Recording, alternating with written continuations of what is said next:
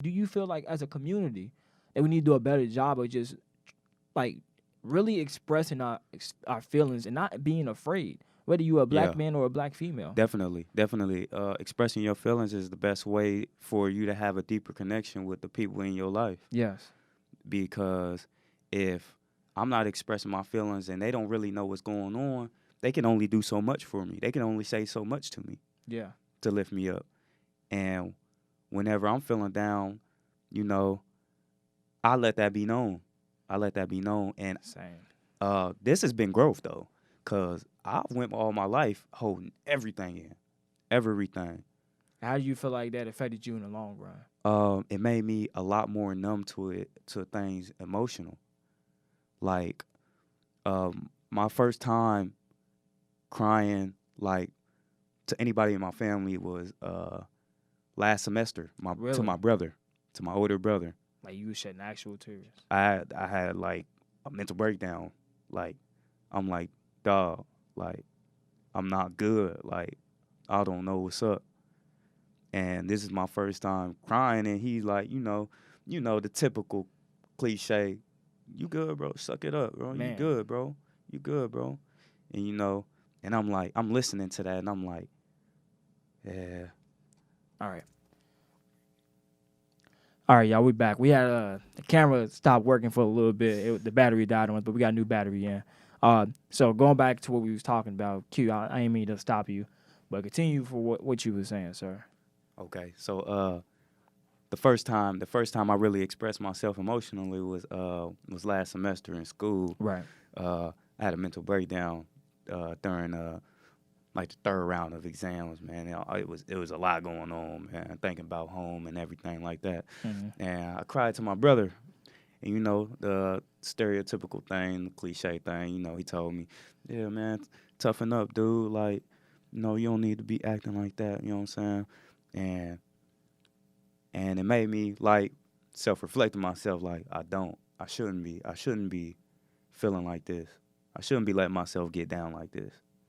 So what I did, cause it's not the typical thing I do, but what I did to blow off the steam really is took a walk outside to downtown, around downtown, and back to the dorm. But it was pouring down rain. When I say it was pouring down, it was like a storm. Tsunami. S- I'm talking like cars throwing water. It ain't even affect me because I was already wet enough. Right. So yeah, I took that walk, man, and I just was thinking to myself like what am I gonna do? I got like 2 more years here. I gotta make something happen. I gotta start moving towards something, and I got to do it now.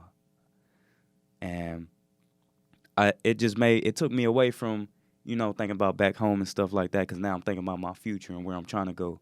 And what I do is I use my past. I need to stop thinking about my past, which I have, and stuff like that, and I just use that fuel on the fire just to think about my future and like what I want it to be like, and how I can make it like that, and the actions I can take to move towards that every day, if not every week. You know what I'm saying? So that walk really helped me a lot. It was a self-reflective walk. It's like I said, that's a very big key in mental health, I feel like, because you start having conversations with yourself. And I don't know if you do it, but with me, when I have those conversations with myself, it make me learn more new things about You myself. start questioning. You start realizing things about yourself that you Exactly. didn't even know. Mhm. Yeah, I have those conversations myself, and whether it be just inside my head or vocally when I'm by Mhm. myself, I'll be talking and be like, "Damn, like, do I do this or what should I do to fix this?" 'Cause I know with me now, I'm at the point now where I'm just trying to fix myself as a person. Yeah. Cause I went through the stages of like trying to go through that identity crisis of just trying to self reflect a little bit, and like I still self reflect every day, but I'm at that point where I like just I'm trying to see, I'm trying to understand more of my mannerisms and just how I come off as a person or just what I do, my personality traits, I should say. And I just ask myself every day, like, how can I do this better? Should I have say this? Should I say this message in this way, or how can I just fix my friendships, my relationships with different people? How should I go Right. about doing something? So trust me, you're not the only one. I have the Definitely. conversations myself all the time. Cool. And you know, a lot of people be feeling alone, but we don't really be alone. There'll We're be a not. lot more people going through the same things we going through, thinking Yeah. how we thinking, but we just never have these type of conversations.